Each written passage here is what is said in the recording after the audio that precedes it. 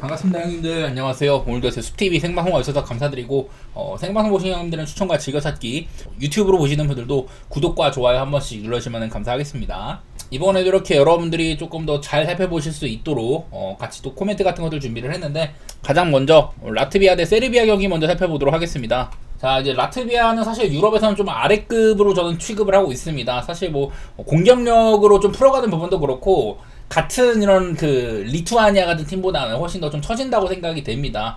그래도 뭐 홈에서는 잘 안 진다든지 그런 것들이 있기는 해요. 사실 아래급 팀들은 그나마 뭐 홈에서는 원정보다 조금 낫다 이런 것들이 있긴 하지만은, 라트비아는 사실 축구적으로 좀 풀어나가는 모습조차 약간 실망스러운 나라거든요. 이 와중에 세르비아랑 붙는데, 저번에 라트비아는 또 이제 알바니아 정도 되는 팀이랑은 비기기도 했었습니다. 홈에서는 종종 그런 일이 있긴 하지만 딱히 뭐 높이 평가할 건 없는 것 같고, 그리고 이제 세르비아는 최근 들어서 이렇게 오스트리아를 상대로 네이션스 리그를 좀 잡는 이런 면모도 있었습니다. 상위 이제 네이션스 리그 다음 대결하는 그런 플레이오프였었는데, 여기서 오스트리아를 잡을 정도로 그래도 네이션스 리그 뭐 A 수준은 된다, 혹은 뭐 B 등급 최상위 그 정도로 분류를 보통 하고 있는데요. 세르비아는 이제 유고 연방 시절부터 엄청난 재능들이 쏟아지던 그런 나라기는 했었어요. 그리고 이후로도 유고가 이렇게 좀 다 찢어진 이후로도 세르비아 시절에도 굉장히 뭐 좋은 재능들이 많이 나오긴 했지만은, 근데 그거에 비해서 사실 이걸 좀 융화시키는 능력들, 그런 것들이 좀 부족했었거든요.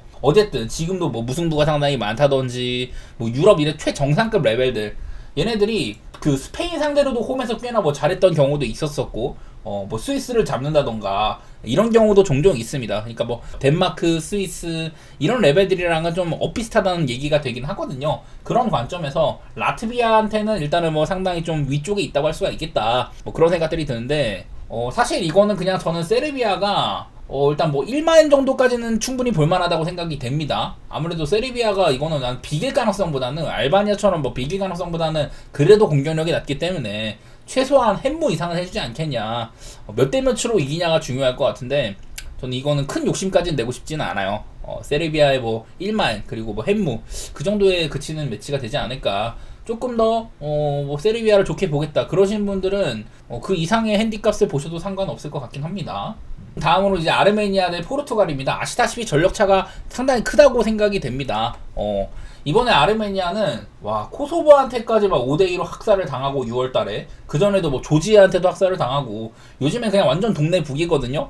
미키타리안이 있던 시절 그때는 조금 괜찮았었어요. 상대 전력 같은 것들도 보시면 포르투갈이랑 2014년 15년 이때는 뭐 미키타리안 위주로 잘 돌아갈 때죠. 분명 이제 그 호날두가 최전성기일 때도 생각보다 아르메니아가 잘 버텨왔다. 전부 다 햄무 승부죠. 포르투갈이 많이 이기긴 했지만은 햄무 승부가 많았다. 그 이전의 전적은 사실 뭐 그렇게 많이 볼 건 없고, 어쨌든 아르메니아는 옛날에는 포르투갈한테도 막 대패를 안 당할 정도로 조금 경쟁력이 있다고 보였었는데, 지금은 전혀 그렇지가 못하다. 방금 말했던 것처럼 이제 코소보라든지 뭐 조지아한테까지 뭐 대학살을 당하고 하니까, 물론 뭐 홈빨이라는 게 있을 수도 있겠지만은 지금은 딱히 뭐 그런 것들도 크게 안 보이거든요. 그래서 이거는 포르투갈이 몇 대 몇으로 패냐. 특히나 포르투갈은 이번 뭐 유로에서는 실망스러웠지만 네이션스 리그 우승을 차지를 했잖아요. 비티냐 같은 애들 바탕으로, 볼 잘 차는 애들 바탕으로 공격에서도 충분히 뭐 재능들이 많이 있고, 전설적으로 이 강력한 윙백을 통해서 지배적인 축구에 능하다, 뭐 이런 것들도 있어서 저는 되게 현대적인 시스템을 가지고 있다고 생각을 하거든요. 좀 최전방은 약간 아쉬울지라도 괜찮은 이런 윙포워드들이 있다. 저는 그런 것까지 해서 이거는 포르투갈의 뭐 핸승 같은 것들을 보기 좋은 경기 같습니다. 배당상으로는 지금 뭐 2만도 어느 정도 좀 볼만한 배당이 나오는데, 저는 최소 2만부터 시작을 해가지고 뭐 3만 그 이상도 충분하다 그렇게 보고 있는지라서 기본적으로 그냥 2만부터 시작을 하는 그런 게임이 될 것 같습니다.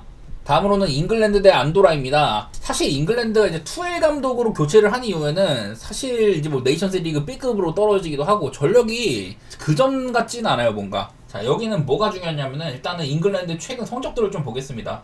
이 그 유로에서 좀 답답한 경기 내용들을 보인 이후에 사우스게이트 감독이 잉글랜드 대표팀을 떠났는데, 뭐 임시 감독 체제라든지 투엘 감독 체제에도 사실 그렇게 좋은 내용이 아니었었거든요. 되게 좀 애매합니다. 보면은 알바니아한테도 2대0, 라트비아한테도 3대0, 잉글랜드가 이제 또 안도라한테 또 1대0으로 1대0으로 겨우겨우 이겼었죠. 이런 것들을 보니까 잉글랜드가 요즘에는 약팀도 제대로 못 팬다, 이런 것들이 많이 보이거든요. 원래 안도라는 잉글랜드한테는 맨날 초맞던 나라입니다. 기본적으로 국가의 규모도 그렇고 안도라는 엄청 소국이죠. 그 전까지는 막 5대0, 4대0, 6대0 뭐 옛날에도 뭐 2대0, 3대0, 5대0 뭐 이런 식으로 큰 격차가 나는 이런 맞대결인데 아무리 안도라 원정일제라도 1대0은 이건 좀 심한 것 같습니다. 사실 안도라뿐만 아니라 그전에도 아까 봤던 것처럼 쉬울 만한 상대들을 잉글랜드가 제대로 못 했다는 점들 좀 프렘부터 시작을 해야 되지 않을까. 경기가 지금 이제 배당이 나온 걸로는 잉글랜드의 뭐 3화인부터 시작이고 이런데 차라리 그냥 지금의 잉글랜드 모습이라면 약팀도 제대로 못 팬다. 방금 보여드렸던 뭐 알바니아전, 라트비아전, 안도라전 전부 다 해리케인이나 뭐 벨리옹 같은 애들 다 출전을 했었거든요. 그랬는데도 그렇게 속 시원하게 못한 거여갖고 저는 그냥 이거는 프렌 쪽으로 볼 것 같아요. 5프렌부터 시작을 해가지고 5프렌, 4프렌 막 그런 거 봐야 될 것 같은데 물론 잉글랜드도 워낙에 전력이 좋고 요즘에는 좀 이제 신진 선수들이 나오고 있는데 조금만 합을 맞추면 나아지겠지만은 당장에 이번 A매치 첫 경기부터 어떨지는 모르겠어서 저는 이건 좀 프렌 쪽으로 바라보는 매치가 될 것 같고 기준점 상으로도 언더가 좀 괜찮지 않을까. 저는 잉글랜드가 막 대단히 패지는 못할 거다 그런 마인드로 좀 보고 있네요. 자, 다음은 아일랜드 대 헝가리입니다. 사실 아일랜드는 예전에 비해서는 예전에는 그래도 이게 좀 메이저 대회 진출권 혹은 뭐 월드컵에서도 뭐 플레이오프는 많이 가는 그런 나라였었는데 최근에는 이제 메이저 대회를 못 나간 지가 엄청 오래됐어요. 네이션스 리그에서도 한 B등급? B등급의 하위권, 중하위권 막 이렇게밖에 안 보이거든요. 그래서 리그 B급에서도 경쟁력이 있다고 보기는 어렵다. 그래도 이제 간만에 또 걸출한 공격수가 하나 나오긴 했습니다. 에반 퍼거슨이라고 이 친구도 아직까지는 좀 성장세에 있다고 봐요. 되게 어린 선수인데 이번에 또 이제 세리에아로 이적을 해가지고 저 좀 이제 지켜볼 것 같은데요. 어쨌든 그 전에 뭐 로비킨 시대라든지 그 전에 뭐 니얼 퀸 이런 분들이 있을 때에 비해서는 공격이 상당히 아쉬웠다. 기본적으로 막 EPL에서 뛰는 선수도 많이 나오고 수비적이나 이런 때는 괜찮은데 공격이 너무 답답했었거든요. 그래서 아일랜드 축구가 참 재미가 없기는 해요. 그런 게 있는데 사실 이제 또 헝가리도 비슷한 스타일입니다. 지난 이제 유로 2020 조에 이제 포르투갈이나 뭐 프랑스, 독일 이런 팀들이 있는데도 잘 버티는 모습을 보여주더니 그 이후에 리그 A까지 가가지고 이제 유럽의 좀 강팀들 상대로도 잘 버티는 모습들을 많이 보여줬었잖아요. 그러다가 이제 뭐 유로에서도 별로 좋은 모습을 못 보여주기도 하고 그냥 완전히 공격에서는 소모슬라이한테 의존하는 모습들이 많이 나옵니다. 그 사이에 이제 뭐 살라이 같은 애들은 은퇴를 하기도 하고 공격이 엄청 어설프거든요. 세트피스 한 방 높이로 활용한 것들 수비가 강점이다. 그런 것들이 있긴 한데 역시나 본인들의 힘으로 좀 상대를 찍어 누르는 그런 것들은 좀 모자라다고 보여요. 얘네들도 이제 좀 상대 전적상으로는 많이 만났는데 대부분 이제 뭐 21세기 이전 성적이 상당히 많기도 하고 이후에는 양팀의 격차가 그렇게 크지가 않더라. 이런 것들만 많이 보이는지라 저는 그냥 언더라든지 무승부 딱 그냥 그런 냄새가 나는 게임처럼 보이거든요. 아마 오늘 경기에서 이런 저득점 쪽으로의 고배당 뭐 햄무라든지 무승부 저는 무승부가 아깝다고 보긴 하는데 그런 쪽으로는 가장 좀 예상되는 매치지 않나 전력상으로는 그렇게 살피고 있습니다. 다음으로는 산마리노 대 이제 보스니아 경기입니다. 자, 산마리노는 사실 2024년이 정말 역대급이었어요. 왜냐면은 산마리노는 지난 제가 몇 번 얘네들 옛날부터 분석할 때부터 1년에 한 골을 넣기도 힘들다. 1년에 보통 한 뭐 많게는 7, 8경기까지 하고 막 이러는데 1년에 한 골을 넣기도 힘든 팀이다. 승리가 아니라 얘네들의 원래 이제 2024년 마지막 승리가 한 2003년인가 4년이라고 했었죠. 거의 뭐 20년 동안 아예 승리조차 없었는데 작년에만 리히텐슈타인을 2번 잡았거든요. 그래갖고 이제는 산마리노보다 리히텐슈타인가 유럽에서 최약체다 막 그런 얘기까지 했었는데 아무래도 네이션스 리그 D라는 정말 유럽에서 약한 놈들끼리 모아놓은 그런 데서 좀 동급 팀들이랑 많이 만난 거다 보니까 그래갖고 조금 선전한 게 아닌가 뭐 그런 생각들을 했었습니다. 근데 이제 오늘 만나는 이제 보스니아는 당장 이제 지난 6월 달에도 보스니아 홈에서 산마리노한테 1대0으로 겨우겨우 이겼었거든요. 그리고 산마리노가 단순히 이제 뭐 2승을 한 것뿐만 아니라 좀 곧잘 득점도 합니다. 루마니아한테도 1점 뽑기도 하고 핀란드한테도 1점 뽑고 카자흐스탄에서도 1점 뽑고 덴마크한테까지도 1점 뽑고 막 그랬었어요. 그래서 야 이게 확실히 한번 이제 승리의 기운을 맛보고 나니까 산마리노도 조금 개기는 능력이 있다. 원래 산마리노 하면은 저는 가끔 가다가 기록식에 산마리노 경기가 올라올 때가 있어요. 저는 그럴 때마다 산마리노의 0득점은 박아놓고 상대가 몇 대 몇으로 이기냐 막 그런 것들을 공략하는 거였는데 요즘에는 산마리노가 종종 득점도 해주곤 합니다. 그래갖고 내일 뭐 당장에 산마리노가 1득점이라도 할 거다 혹은 뭐 유의미한 결과 승점을 챙겨갈 거다 그건 아니지만은 저는 보스니아 역시 얘네들도 한 세대가 완전히 저물었죠. 에딘 제코가 아직도 소집이 됩니다. 그리고 곧잘 공격도 잘해요. 득점도 뭐 헤더 같은 것들을 많이 뽑아주고 있고 막 그러긴 한데 사실 이제 제코 말고는 유력한 주자가 많이 없습니다. 뭐 우리가 알만한 선수 이제 뭐 그 콜라시나치 정도? 그런 정도밖에 없고, 뭐 타이로비치 같은 로마에서 잠깐 뛰었다가 다시 이제 뭐 덴마크 리그로 옮기고 이랬는데, 그러니까 쟤네들이 많이 안 나온다는 소리예요. 보스니아는 이런 구유고 연방 중에서 그냥 저는 몬테네그로급이랑 동급이라고 생각을 하고 있거든요. 그 정도 수준이라서 한 2햄무? 그리고 그 이상도 물론 보스니아가 좀 삘이 괜찮으면은 막 득점 많이 하고 할 수는 있겠지만은 생각보다 점수를 그렇게 많이 못 내더라고요. 일단 뭐 한 2햄무 정도? 지난번처럼 보스니아가 1대0으로 그냥 경기가 끝난다. 그거는 솔직히 너무 보스니아가 못한 거기는 해. 예, 그렇게 생각을 해서 저는 이햄무라든지 뭐 한 그다음 뭐 3점 차 막 이런 것도 생각을 하고 있습니다. 보스니아가 다른 팀처럼 산마리노를 막 6대0, 7대0 이렇게 깨지는 못할 거다. 그렇게 생각을 일단 하고 있긴 합니다. 그 다음으로 오스트리아 대 키프러스인데요. 사실 이것도 표면적으로 봤을 때 오스트리아가 학살을 할 만한 매치처럼 보이긴 하거든요.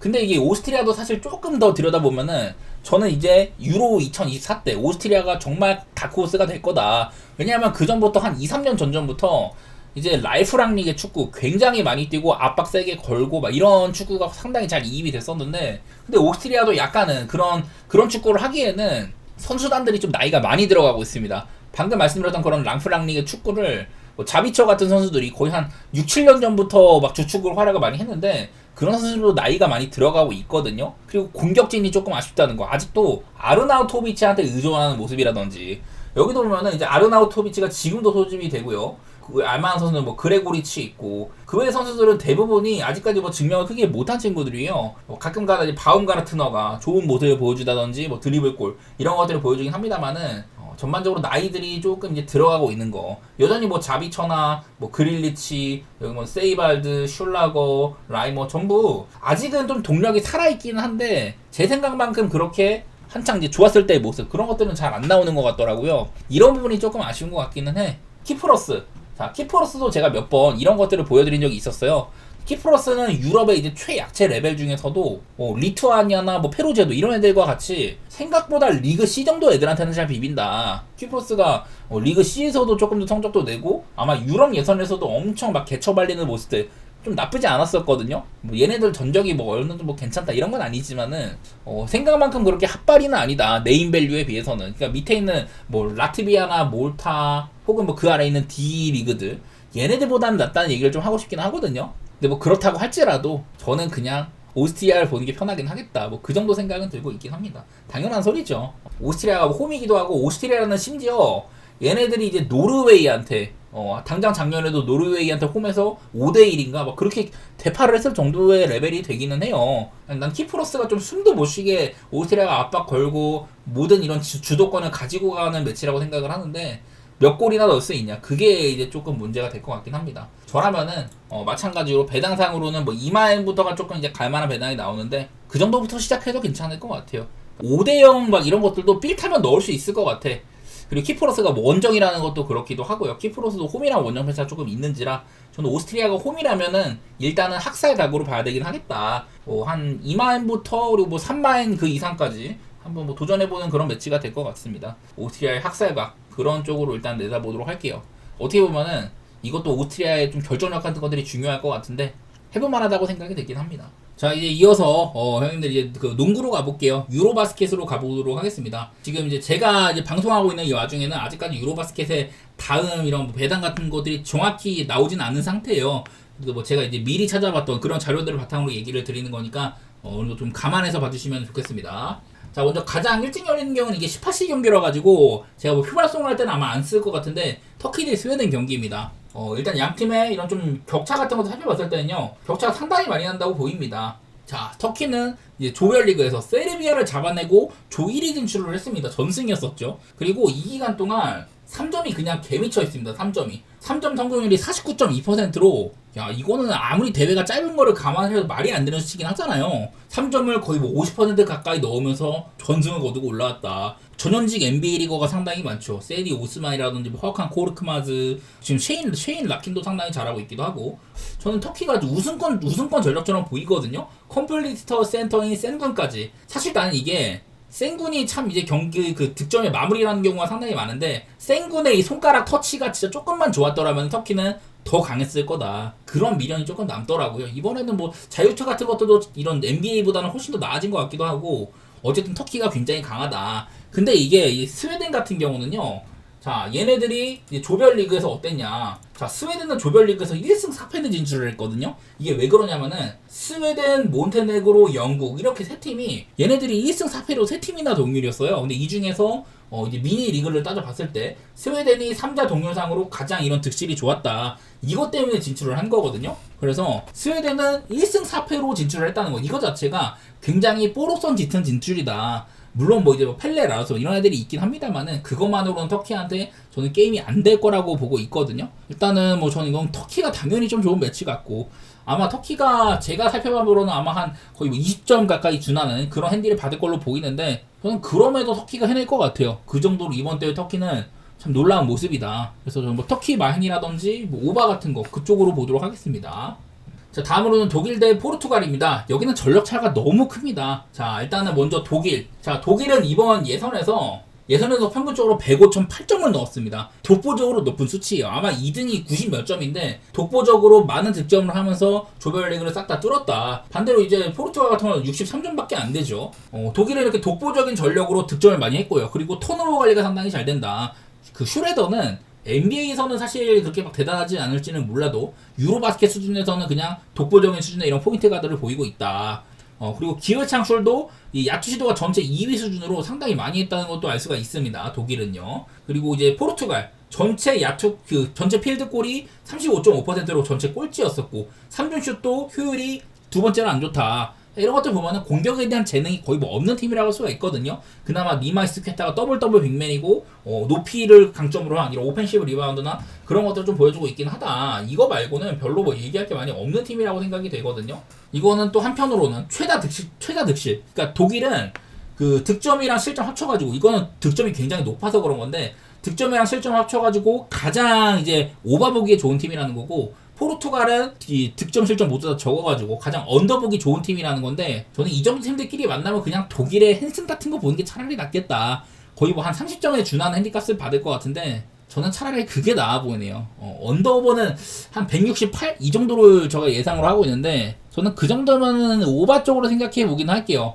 독일은 평균적으로 105득점이나 넣었다. 또 한 번 그래줄 수 있다면은 충분히 이거는 오바가 오히려 편하지 않을까 뭐 이런 생각들이 들어가지고 좀 오바 쪽으로 바라보도록 하겠습니다.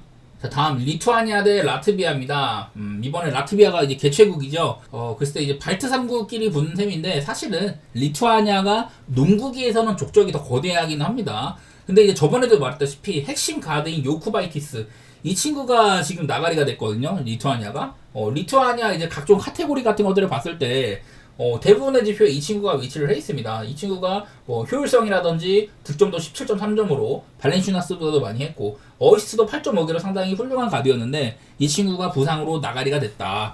그래서 1옵션이 탈락한 이런 모양새라서 나는 토너먼트 단계에서는 리투아니아가 김이 좀 많이 빠질 수가 있다. 근데 리투아니아는 사실 이거 말고도 여러가지 좀 좋은 면모들이 꽤 있어요. 여기 보면은 리투아니아는 전체 리바운드가 1등이고 오펜시브 리바운드도 상당히 공격적으로 잘 잡는다. 그리고 자유투 페인트기 자유투도 119개나 얻어내가지고 이거는 1위랑은 좀 차이가 크긴 하지만 어쨌든 되게 많이 얻어내고 있다는 얘기도 있거든요.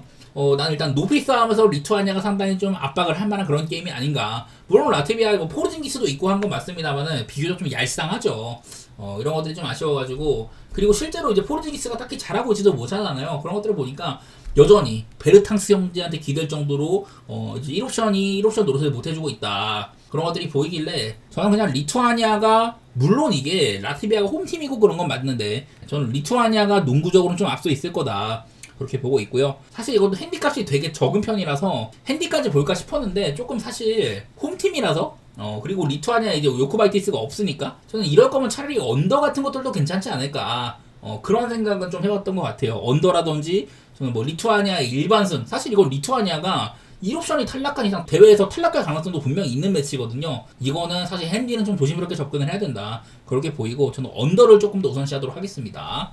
그리고 마지막으로 세르비아 대 핀란드입니다. 일단은 여기는 뭐 맞대결 같은 것들을 보면은 역대 맞대결 같은 것들은 세르비아가 많이 패왔다. 7대1이라고 하는데 25년, 24년, 22년, 20년 이런 식으로 요키치 시대 이후에는 세르비아가 매번 이제 핀란드를 짓밟아왔다. 자, 여기도 제가 뭐 준비한 것들을 좀 살펴보면은 지금 이제 세르비아가 지난 뭐 터키전이라서 그런지는 모르겠어요. 이미 뭐 진출을 확정했으니까 그런지는 모르겠는데 보그다노비치가 없으니까 좀 전반적으로 빅라인업을 많이 쓰는데 로스턴의 운영폭이 되게 넓더라고요. 그러니까 약간 이제 윙 자원 쪽에서는 확고한 주전이 별로 없는 느낌? 그런 것들도 느낌이 좀 나는 것 같고, 전반적으로 높이가 높다 이런 거는 보이던데, 글쎄 사실 나는 지난번 터키전에서는 세르비아의 경쟁력이 그렇게 막 엄청 높아 보이지는 않더라고요. 사실 세르비아가 타이틀 컨텐더의 좀 이제 메인 컨텐더 느낌까지는 아닌 것 같다, 그런 느낌을 조금 받았거든요. 근데 이제 핀란드, 자 일단 핀란드는 기본적으로 라우리 마카넨 팀을 이끌고 있다, 그런 얘기는 할 만한 것 같아요. 여기다가 이제 전체적인 공격 시도 자체가 기회 창출은 굉장히 잘 되고 있다. 지금 이제 프랑스가 1등이거든요. 프랑스가 1등인데 핀란드가 한 2등 정도로, 아마 아까 말했던 독일이 아마 3등인가 그럴 거예요. 어쨌든 핀란드도 상당히 공격 창출을 많이 하긴 하더라. 그래서 많은 득점이 여기에 기인을 해 있습니다. 핀란드 경기가 점수가 꽤 많이 난다 이런 건데, 대신에 성공률이 그렇게 높지는 않아요. 1옵션인 라우리 마카넨이 좀 많은 시도를 하더라, 뭐 이런 것들은 보이는데, 3점 같은 것들을 양팀 다 뭐 35%에 그치고 있기도 하고, 저는 사실 이 경기는 좀 어려워 보이긴 해. 기본적으로 오바 같은 거를 보기는 괜찮은 팀인 것 같은데, 세르비아가 또 이제 뭐 수비력 같은 것들도 나쁘지는 않아요. 공격이 좋다 보니까 뭐 2차 이런 공격 찬스도 많이 안 주기도 하고, 좀 어려워 보이는데, 나는 이거 저번에 경기를 봤을 때는 14.5 정도면은 이거는 핀란드의 플랜을 좀 볼만하지 않을까, 그 정도 생각을 한번 해보고 싶습니다. 물론 핀란드의 경기는 이제는 또 이게 대회가 원래 핀란드도 같이 이제 개최국에 있다가 대부분 이제 그 토너먼트 라운드는 아마 라트비아에서 진행하는 것 같거든요. 더 이상 핀란드가 이런 홈에서 이점이 많이 없는 것 같다. 그런 것들을 보면은 그냥 핀란드의 플랜 한번 노려보고는 싶네요. 그것도 좋고, 뭐 오바 같은 것도 같이 바라보도록 하겠습니다.